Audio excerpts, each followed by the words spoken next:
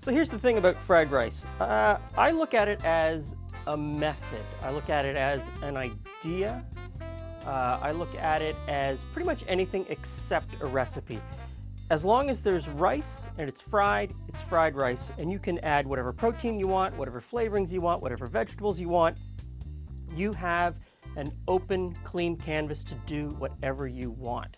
So first things first, I started out by making the rice. Everyone tells you to make the rice a day ahead of time and let it dry out. Fantastic advice. Problem with that advice is I'm not very good at planning, and I often figure out on the day that I want to make fried rice that I don't have any rice. So I made this about an hour and a half ago, and here's what I did to make it right. So the idea with the rice is that you want to have it very dry. And in order to achieve this, I start out with basmati rice. And instead of cooking it 1 cup of rice with 2 cups of liquid, like you're supposed to, I cook it 1 cup of rice with 1.5 cups of liquid. And I often use beef broth or chicken stock, depending on what the protein is that I'm using in the fried rice. And what this does is it gives you a much drier rice at the end. And once that rice is cooked, spread it out on a sheet pan.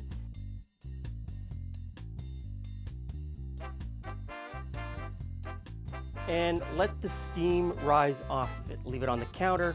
And after an hour and a half, you're going to have perfectly dry rice ready to go. So let's finish prepping the rest of our ingredients.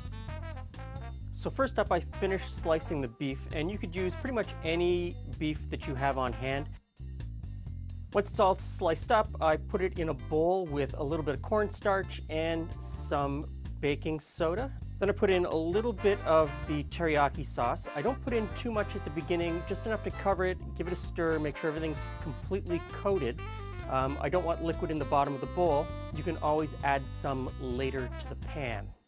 Cornstarch will thicken the sauce, the baking soda will help it caramelize, and will also tenderize a tougher cut of beef.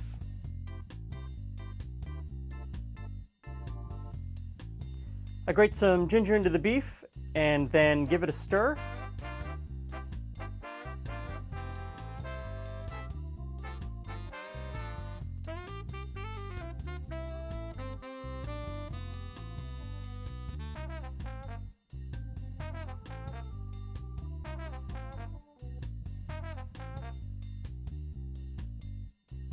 I hit that with some freshly cracked black pepper. I don't put in any salt. There's plenty of salt in the teriyaki sauce. Now I move on to the vegetables, and I like to have everything diced fairly fine. The broccoli I break into florets, which I will blanch before I put into the wok. And I dice up the stem. There's a lot of really good flavor in that stem, but you have to cut it really small, otherwise it can be a little dense and woody. Move on to the carrots, and again, those I dice them really small.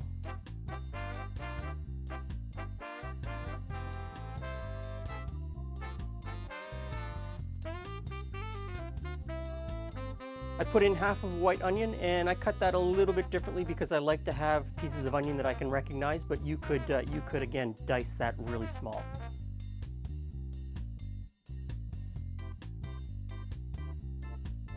Next up are the green onions, and I separate that into the white part, which I put in with the onion in the cooking process, and the green tops, which I save for a garnish. The key to any great stir fry, any great fried rice, really the key to any recipe is having your mise en place all laid out. I put my vegetables into the piles that I'm going to cook them in. And then I beat up 2 eggs.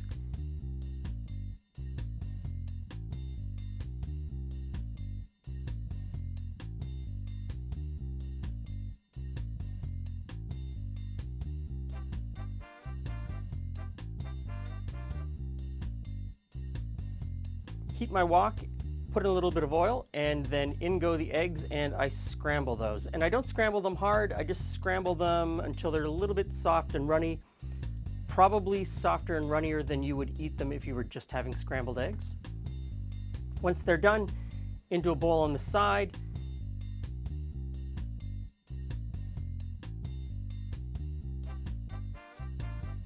hit the pan with a little more oil, and then in goes the meat.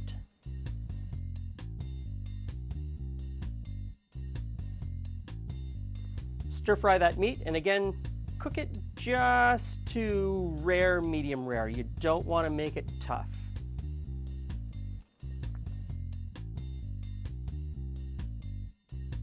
Now the meat goes out into the same bowl as the cooked egg.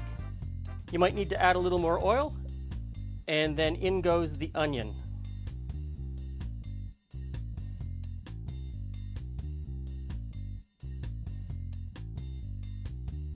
Once you've got the onion softened, take it out. You don't really want to add any color to it. You don't want to brown it.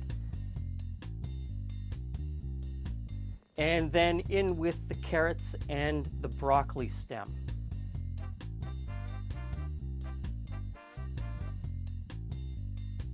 Now the carrots and the broccoli stem take a little bit longer because they are harder.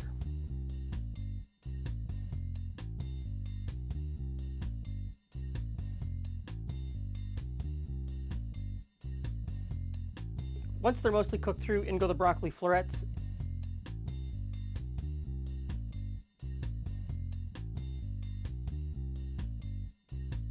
And the peas.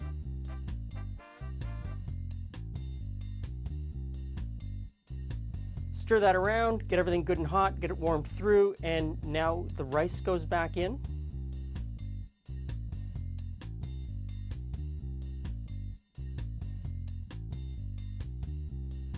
And you just want to keep stirring it until you heat the rice all the way through. Then you put back in the meat, the egg, the onions.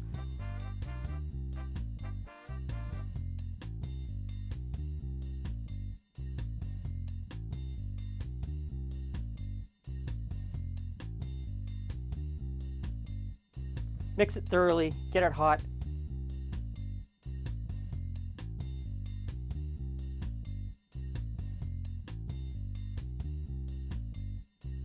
And sometimes I put in togarashi, which is Japanese chili pepper. Adds just a little bit of flavor.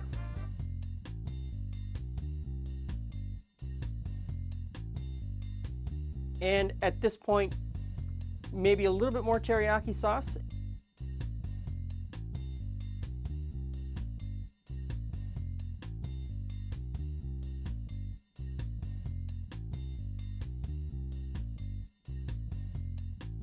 So that's pretty much it. Really easy. The only thing left to do is get a tasting spoon, test your seasoning.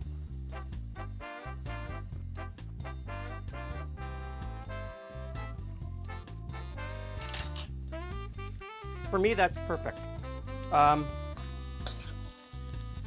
This is one of those dishes where I know a lot of people are going to look at it and say, oh, there's not enough seasoning.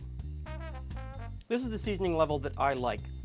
If you want to put more in, go right ahead. There's all kinds of things you can put in here. You could put in hot sauce. You could change this up to any flavor you want. And that's the beauty of this. Not really being a recipe, but being a method. Now, there's a lot here. This feeds a crowd, or it serves as lunch all week, which is what I usually do with it.